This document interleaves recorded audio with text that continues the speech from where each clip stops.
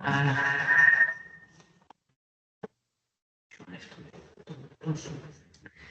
Bonjour, on va bientôt démarrer. Est-ce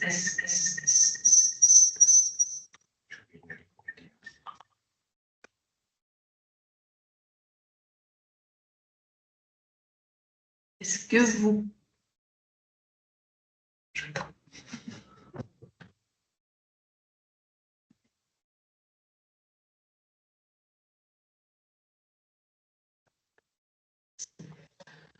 Bonjour à tous, est-ce que vous pouvez nous confirmer par un petit message écrit que vous nous entendez bien, s'il vous plaît? On a des...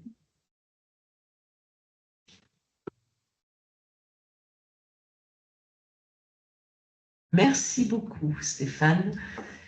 Alors, bienvenue pour cette 4e journée de Vitam en ligne. Pour information, les précédents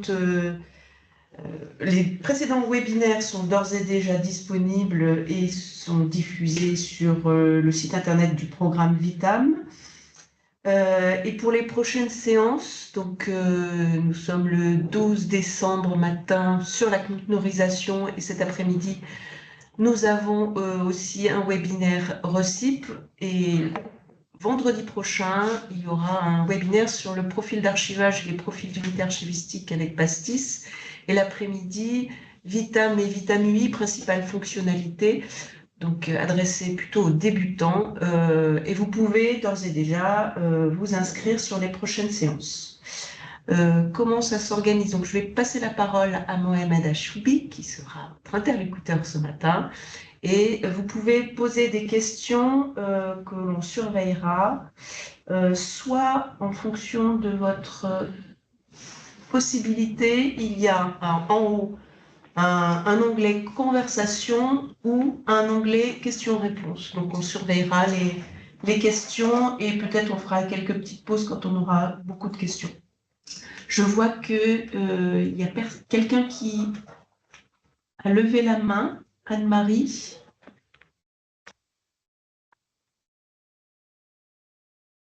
Je vais vous autoriser à parler, puis après je vous... C'est une erreur. Ah, c'est une erreur. Bon. Ok. Bah alors vous pouvez... Oui, bon, voilà pour le programme de Vitam en ligne. Et je vais passer la parole à Mohamed Achoubi pour la conteneurisation. Merci Isabelle. Bonjour à toutes et à tous. Donc, moi, c'est Mohamed Achoubi. Je suis DevOps sur le programme Vitam depuis bientôt 2 ans et demi. Et je vais vous parler de la conteneurisation.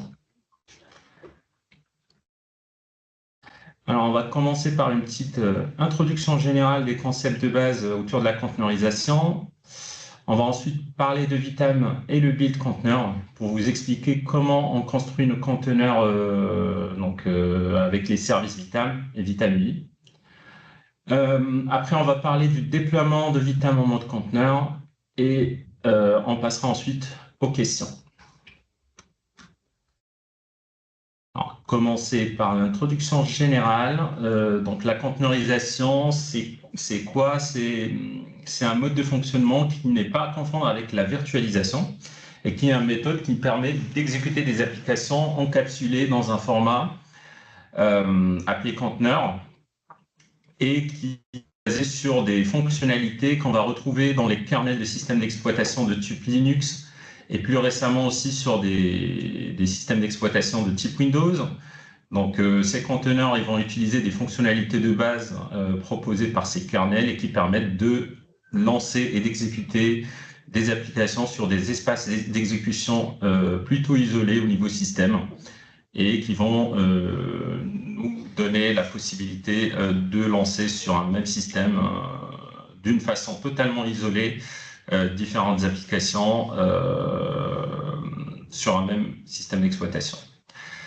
C'est une fonctionnalité qui existe depuis très très longtemps, mais qui a été vulgarisée par Google, qui gère pour ses systèmes en interne et pour ses systèmes en ligne pratiquement 2 milliards de conteneurs en parallèle.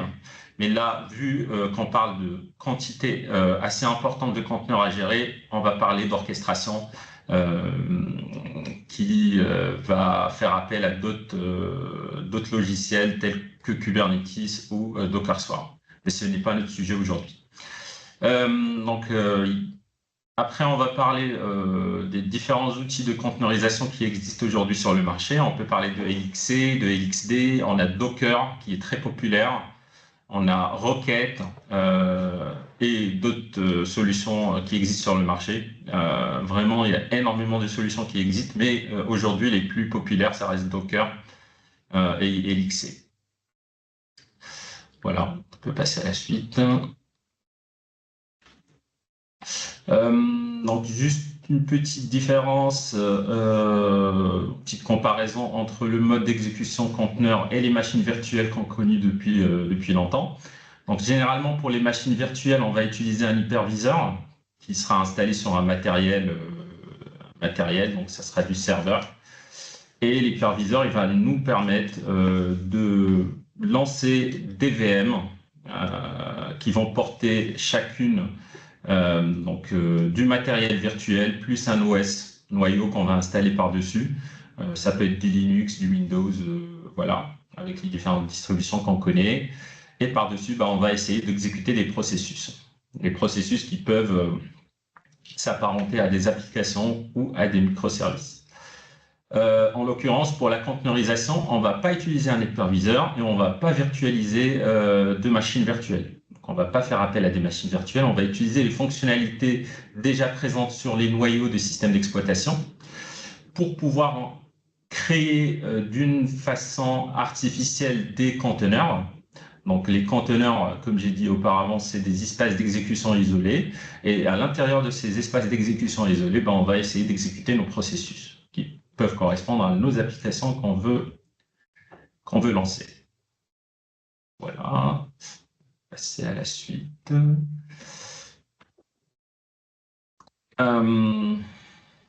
Donc pour pouvoir lancer des applications conteneurisées, on va faire appel à ce qu'on appelle un moteur de conteneurisation. En anglais, on appelle ça engine de conteneurisation. Donc, celui qu'on utilise par défaut pour nos installations Vitam, c'est contenerd et qui permet en fait d'appeler les fonctions primitives du kernel qu'on a détaillé précédemment. Et ces services sont exposés via des API. Donc, on est dans un monde APIisé et du coup, tous les services proposés par ce moteur de conteneurisation sont exposés via des API. Et ça permet de gérer, par exemple, des services tels que le réseau, la persistance des données, la gestion des images et des conteneurs. Voilà. Et ça nous donne aussi un accès à une interface utilisateur, ce qu'on appelle la CLI, donc une interface en ligne de commande et qui permet d'interroger directement via des API le moteur de conteneurisation pour pouvoir, par exemple, lancer un conteneur, l'arrêter, le redémarrer, le rattacher à un réseau, le rattacher à un volume de stockage, etc., etc. Donc, ça fait partie, on va dire, des fonctionnalités de base proposées par un moteur de conteneurisation. Et en l'occurrence, dans notre cas, ça sera du contenerd. Pourquoi du contenerd? Parce que ça fait partie des projets portés par la CNCF. Donc la CNCF, c'est la Cloud Foundation, qui est un organisme très reconnu dans le domaine et qui va porter un certain nombre de projets importants pour la communauté Cloud Foundation. Et contenerd, c'est aujourd'hui un des projets importants de la Cloud Foundation. C'est la suite. Donc là, on va plus se focaliser sur Vitam et la partie build de conteneur pour vous expliquer comment on construit nos images conteneurs qu'on va ensuite déployer sur nos environnements. Alors, ce qui a été décidé, ce qu'il faut savoir donc, pour les conteneurs, il y a plusieurs façons de construire un conteneur. La manière la plus populaire aujourd'hui, c'est de passer par ce qu'on appelle des Dockerfiles qui vont décrire les différentes, on va dire, couches qu'on va mettre dans notre conteneur. Par exemple, on va partir d'une base d'un OS, CentOS ou Debian ou autre chose. Ensuite, par-dessus, on va essayer de décrire les étapes et les outils qu'on va installer par-dessus. Et c'est organisé en couches. Et toute cette description, on va la retrouver dans des fichiers appelés Dockerfile. Nous, notre choix, il a été porté sur autre chose pour, on va dire, permettre à nos développeurs de ne pas forcément, qui ne connaissent pas forcément, on va dire, cette partie-là, de gérer plus simplement et plus facilement la construction de ces images, de conteneurs. Et on est parti sur une librairie Java qui existe et qui s'appelle libgib. C'est une librairie qui s'appelle Gib et qui permet en fait de construire des images sans avoir à gérer de Dockerfile ou de fichiers de description d'images. Et de gérer aussi via des plugins Maven. Il y a quelqu'un qui a levé la main.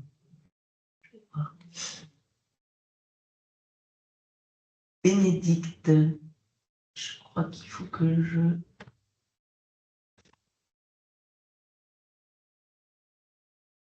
je vais vous autoriser à parler, Bénédicte. Pas désactiver. Moi, j'ai.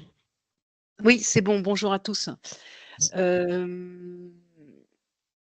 Je comprends la démarche. Après, le fait de ne pas pouvoir customiser les Dockerfiles, ça peut poser problème, typiquement pour ceux qui, comme nous, utilisons des PKI internes, donc des autorités de certification privées qui, du coup, ne seront pas reconnues par les conteneurs.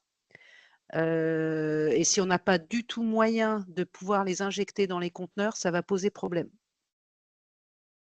Alors, juste pour répondre à cette question, nous, en fait, dans ce conteneur, on va livrer, on va dire, le service en question, donc un service Vitam, mais rien ne vous empêche de repartir de cette image pour injecter vos propres configurations. Si vous avez vraiment besoin d'injecter vos propres configurations, vous pouvez repartir de ces images, ensuite construire par-dessus ce que vous voulez injecter en PKI.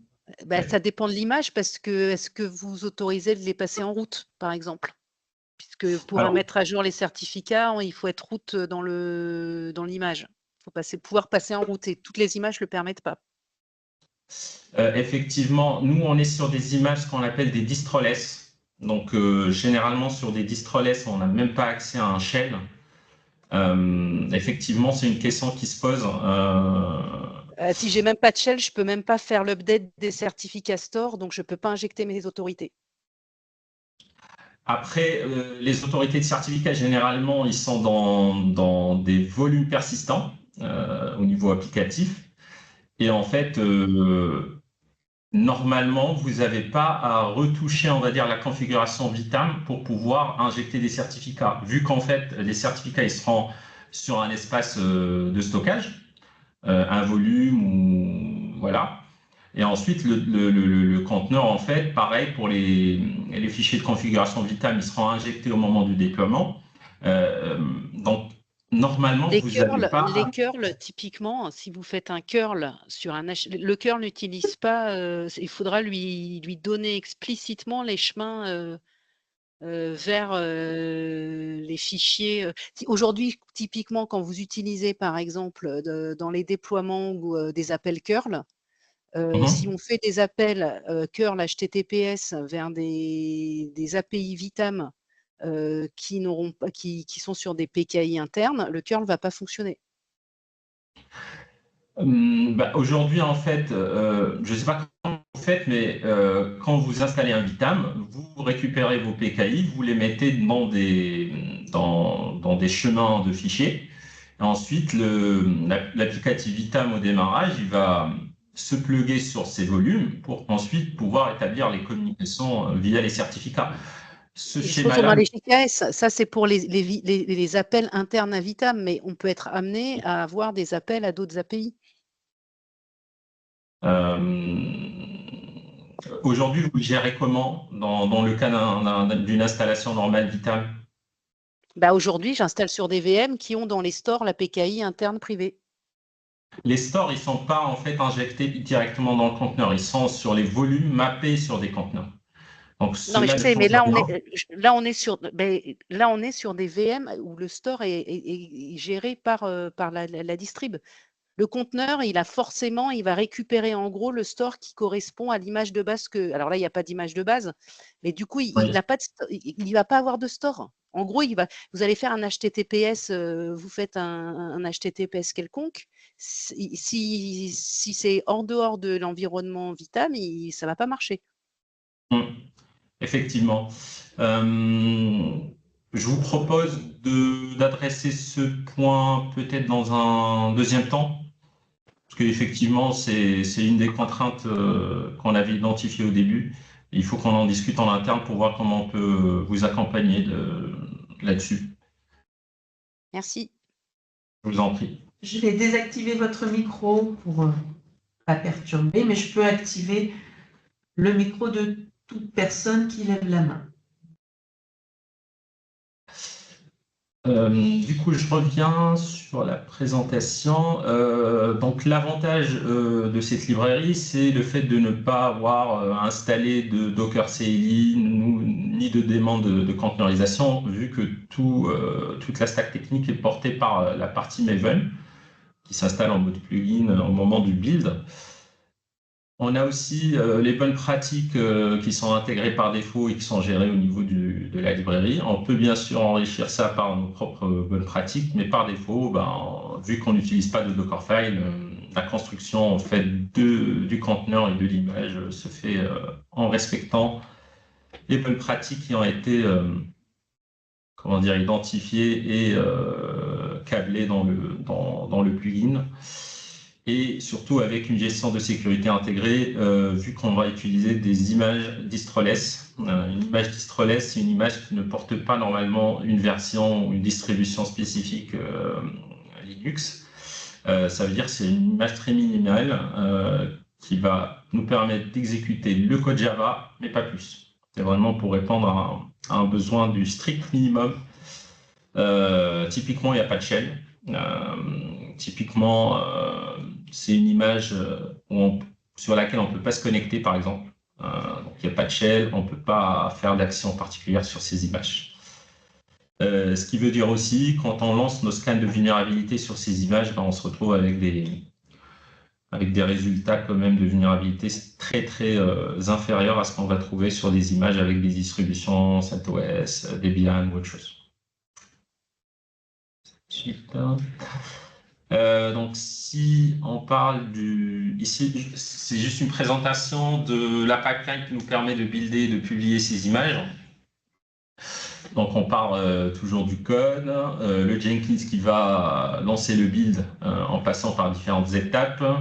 Donc, le build, comme j'ai dit, ça va utiliser le plugin Jib qui va nous construire une image. On va exécuter un certain nombre de checks de sécurité. Par exemple, on va utiliser l'OWASP dependency pour faire un check de dépendance, voir si on a des dépendances qui peuvent poser un problème au niveau sécurité sur ces composants-là. Ensuite, on va utiliser un outil qui s'appelle Trivy qui permet de faire du scan de conteneurs. Donc, à chaque build, on va passer par ces étapes-là. Ensuite, on fait du scan statique de code qui nous permet aussi de remonter un certain nombre d'informations et d'alertes, que ce soit au niveau de la qualité de code, mais aussi au niveau de la sécurité. Pour qu'ensuite, on va builder le Docker et ensuite le pusher sur nos repositories internes. Donc, ça, c'est le cycle de construction en interne. Évidemment, une image publiée sur un repository interne va subir aussi des scans réguliers. En interne, on utilise Arbor, qui va utiliser encore du Trivy pour pouvoir faire du scan périodique. Je pense qu'on est à un scan par jour, il me semble. Et on reçoit des rapports avec les nouvelles vulnérabilités détectées sur des images qu'on a peut-être déjà livrées et qui va permettre, si besoin, de déclencher encore un cycle de correction et de build. Voilà pour la partie build des containers. Ensuite, alors, on va parler du déploiement Vitam en mode conteneur. C'est la suite. Donc, généralement, on a essayé de garder le même mode de fonctionnement qu'avec un déploiement normal. Aujourd'hui, tous les composants Vitam UI ont été conteneurisés. Pareil pour Vitam, à l'exception de l'antivirus, des workers et de l'ingest external qui ne sont pas conteneurisés. Pourquoi? Parce que workers, ils utilisent des Griffins. Et aujourd'hui, les Griffins, ils ne sont pas tous conteneurisés. Il nous reste quelques-uns à conteneuriser et c'est en cours. Pour ingest external, vu qu'il fait appel à l'antivirus, pareil, on a des travaux en cours pour assurer la compatibilité des antivirus qu'on gère avec les conteneurs. Aujourd'hui, donc le déploiement de ces conteneurs ne se fait qu'en mode standalone. On ne fait pas d'orchestration encore, donc ça va être sur des serveurs. Et on prévoit dans les prochaines releases de passer à un mode de déploiement orchestré. Voilà, c'est en cours de réflexion en interne. Il y a des sujets qui sont en cours en interne aussi pour pouvoir proposer dans les prochaines versions de Vitam une version de déploiement sur un cluster de type Kubernetes. Là. Donc pour le déploiement, on a rajouté un certain nombre de variables à avoir au niveau de l'ensiblerie qui permettent d'activer ce mode de déploiement conteneur. Donc on a une variable install mode avec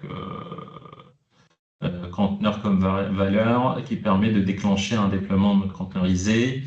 On a le choix de déployer tout composant Vitam en mode normal ou en mode conteneurisé. On peut mixer les deux. Typiquement, sur cet exemple, on a une variable Legacy Component List où on a choisi de déployer Worker, Ingest External, Library, MongoD, MongoC, Elastic Data en mode normal. Pour les gens qui se posent des questions sur la pertinence de déployer des bases de données en mode conteneur ou pas, avec cette variable, on peut décider de déployer la partie base de données, la partie Elastic en mode normal et le reste en mode conteneurisé. Donc, toutes les combinaisons sont possibles. Nous, on appelle ça un mode hybride, un mode de déploiement hybride, où on peut combiner à la fois le déploiement de certains composants en mode normal, en mode standard, et d'autres en mode conteneurisé. Ensuite, on a d'autres variables qui vont concerner la partie registry pour pouvoir récupérer ces conteneurs. Il faut spécifier la registry URL, un username et un password pour pouvoir s'y connecter.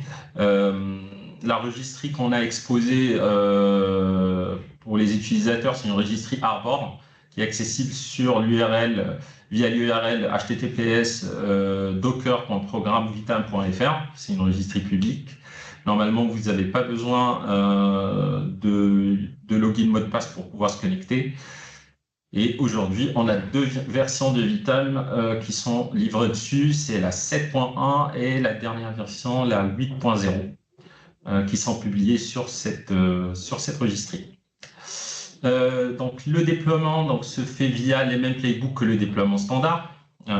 C'est vraiment le même principe. On a essayé de garder le même principe de déploiement. Et les services conteneurisés utilisent aujourd'hui les scripts systemd, comme sur les déploiements standards. Donc à la différence près que sur un déploiement standard, on va appeler les jars en question pour pouvoir les lancer. Par contre, sur la version conteneurisée, on va faire des Docker Run à la place. Donc, pour un exploitant, normalement, ça ne change pas grand-chose au niveau de l'exploitabilité de la solution Vitam. Donc, c'est vraiment le même mode de fonctionnement qu'auparavant, avec des scripts systemd et des volumes qui sont mappés de la même façon qu'avant. Donc, sur un /Vitam pour la partie Vitam et un /Vitam UI pour la partie Vitam UI. Et pour le déploiement, donc on supporte aujourd'hui le déploiement en mode conteneurisé sur deux distributions, Debian 12 et Alma Linux 9. Je pense qu'on a une question.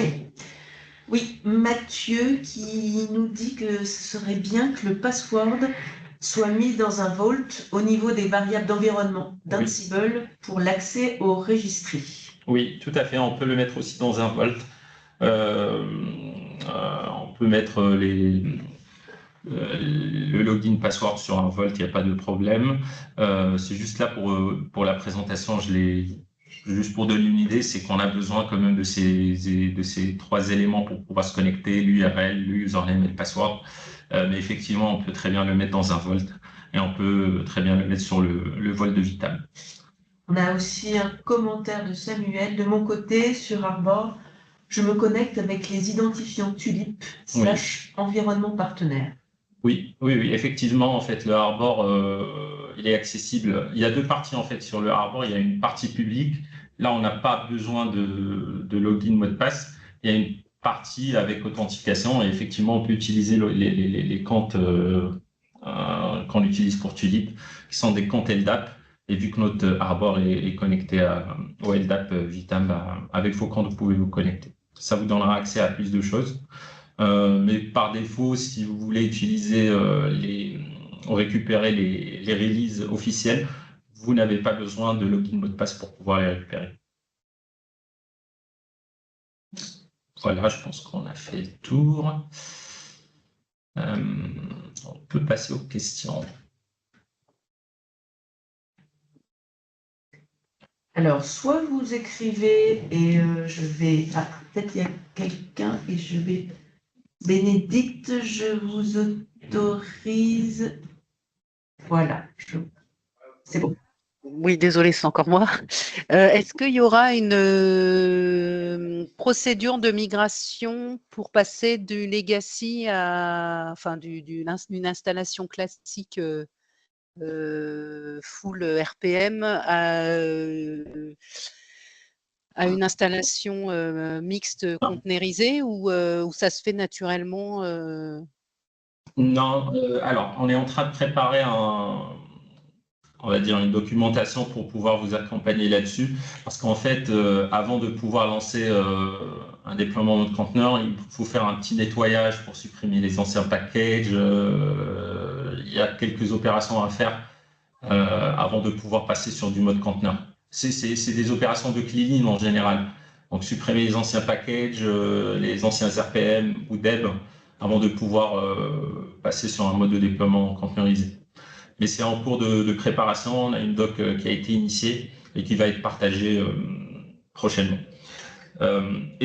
Alors, juste pour rappel, c'est compatible avec Debian 12 et Alma Linux 9 à partir de la version 7.1. Donc 7.1 est supérieur. Voilà. On a une demande de Mathieu qui est est-ce qu'il est possible de présenter rapidement le fichier d'inventaire host.docker? Alors, j'ai pas accès forcément aux environnements maintenant, mais c'est le même inventaire qu'on avait avant pour un déploiement standard Vitam. Vraiment, ça change strictement rien sur la partie inventaire. On peut reprendre le même inventaire qu'on avait avant et l'appliquer, et il n'y a pas de différence par rapport à un déploiement standard. Voilà. Et là, je pourrais pas malheureusement vous le montrer en live parce que j'ai pas accès, j'ai pas accès au repository. Est-ce qu'il y a d'autres questions?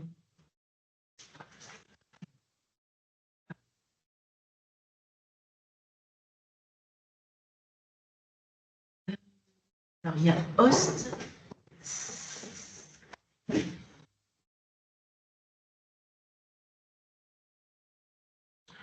Alors, ça, c'est plutôt les host vars. Et alors, une validation pour... Non, c'est pas des informations nouvelles. C'est exactement le même mode de fonctionnement qu'on avait auparavant. Donc, les IP services et les IP admin, ça va concerner à la fois le déploiement standard et le déploiement mode conteneur. Ça concerne la partie host var. Et on a un script qui permet de générer ces host vars. Mais ça change strictement rien qu'on soit sur du conteneur ou sur un déploiement standard. Est-ce qu'il y a eu une validation pour usage sur du classifié? Pas à ma connaissance pour l'instant. Pas à ma connaissance.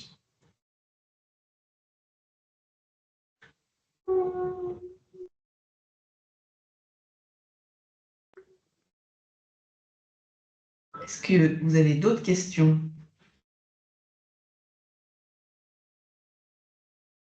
Pourriez-vous décrire le passage en mode orchestré dans les futures versions? Quelle sera l'administration Kubect Ansible? Alors, comme j'ai dit, c'est un sujet qui est en cours de discussion. Donc, on n'a pas encore entamé les travaux. On est dans une phase d'analyse dans un premier temps. Donc, je n'aurai pas les réponses finales forcément. Mais ça sera du cube CTL via du Helm. Donc, ce qu'on pressent, hein, c'est pas encore officiel. Mais si on passe sur du mode de déploiement orchestré, ce qu'on va fournir, on va fournir des chartes Helm avec une procédure de déploiement. On est en train de voir les différents outils qu'on va utiliser sur cette stack. Peut-être ça sera de l'Argo CD, peut-être ça sera autre chose.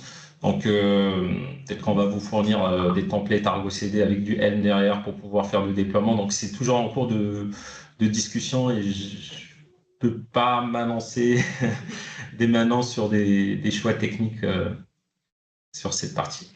Alors, une autre question, est-ce que cela change quelque chose pour l'homologation?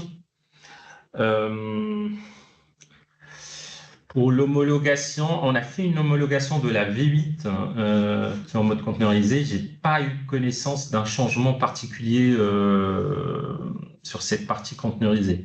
Je pense qu'on a eu les résultats récemment.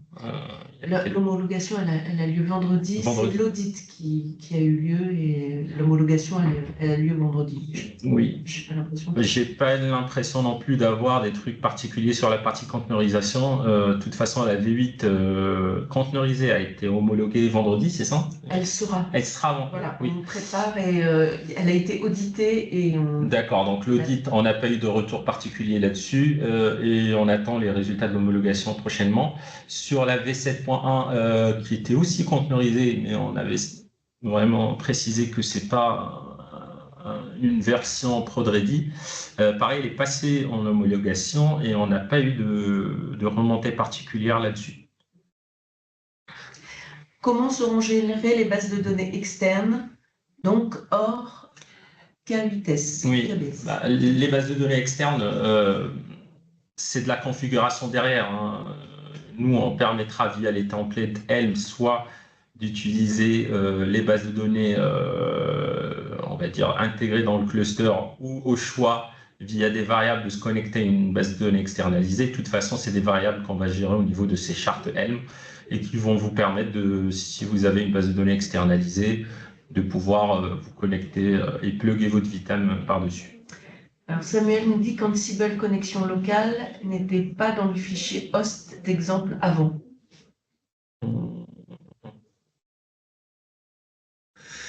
Comme ça, j'ai pas de réponse. Il faut que je vérifie. Je vérifie à quoi ça peut correspondre, vu que j'ai pas toute la visibilité sur toutes les variables dans les fichiers host. Il faut vraiment que je vérifie et je reviens vers vous. De toute façon, je vais noter toutes les questions dont j'ai pas la réponse maintenant et je vais vous répondre en direct après la réunion. Ensuite, l'élasticité. Et les divers quotas et limites seront-ils définis?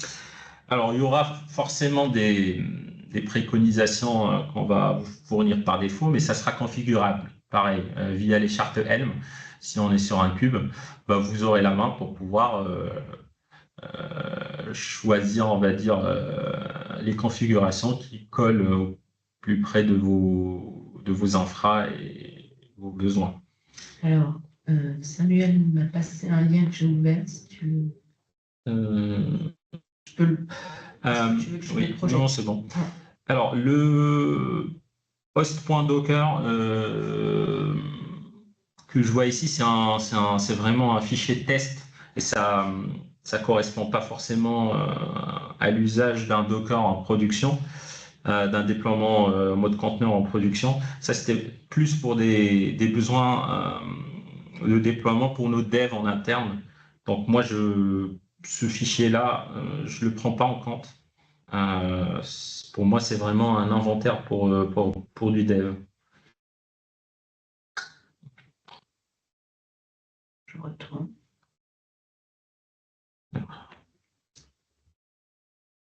Avoir la main sur une bonne est une bonne chose, mais y aura-t-il des valeurs raisonnables, génériques qui priorise les différents services entre eux. Ouais. Oui, comme j'ai dit, il y aura des configurations par défaut qu'on va fournir pour correspondre, on va dire, au maximum des usages.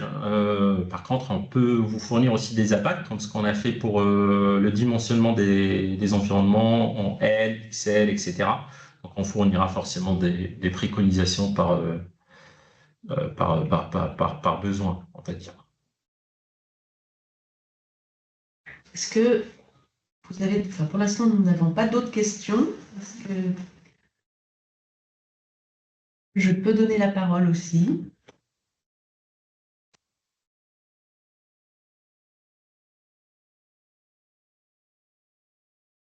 Un regret? En tout cas, si vous avez d'autres questions, n'hésitez pas à nous contacter en direct. Je peux répondre à vos questions à tout moment, avec grand plaisir. On va se laisser encore une petite minute si jamais vous avez des questions, et puis on va terminer ce Vitam en ligne sur la conteneurisation. Donc, est-ce que tu veux rajouter quelque chose? Oui, je rajouterai juste un dernier point. Peut-être la question que se posent les utilisateurs aussi, c'est par rapport aux performances d'un déploiement en mode conteneurisé par rapport à un déploiement standard. On a fait des tests. Sincèrement, on n'a pas vu de grosses différences entre un déploiement en mode conteneurisé et un déploiement standard. C'est vraiment, voilà. C'est du tout pareil, je dirais. Peut-être on peut estimer une petite dégradation de 2%, on va dire, en termes de performance par rapport à un déploiement standard. Et voilà, là, c'est vraiment, si on rentre vraiment dans le détail, sur le lancement de nos tests, de nos TNR, de nos tests de performance, on se retrouve avec des résultats pratiquement pareils que sur un déploiement standard. Et je parle vraiment d'un déploiement en mode standalone sur des serveurs. Après, sur un mode orchestré, on verra par la suite. D'après vous, dans quelle version date orchestration est-elle de qualité, production et volumétrie? Je peux pas me prononcer sur les dates.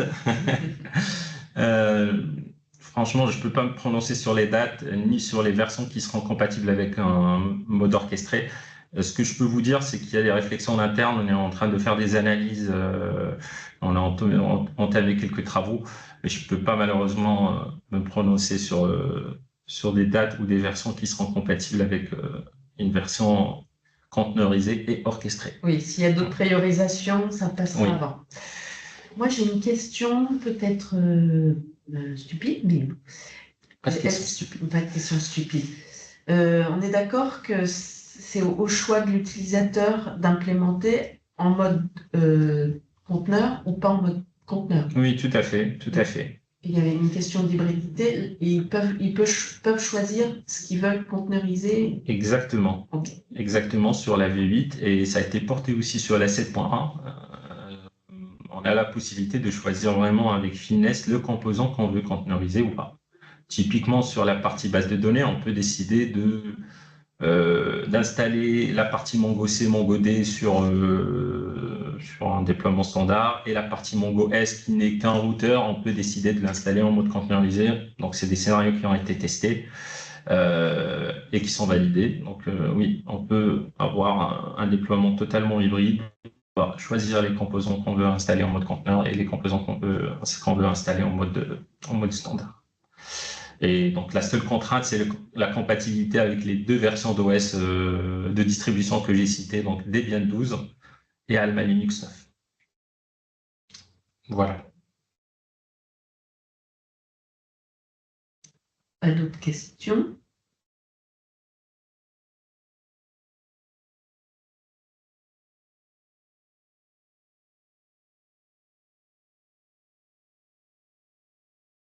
Si on n'a pas d'autres questions, je vous remercie pour votre présence et pour vos questions. Et si vous avez des questions, n'hésitez pas à nous contacter en direct. On sera ravis de répondre à vos interrogations. Et les prochaines multilatérales techniques pourront y revenir. Exactement. Exactement. Eh ben, merci beaucoup Merci à tous. et à très bientôt. À très bientôt. Merci. Au revoir.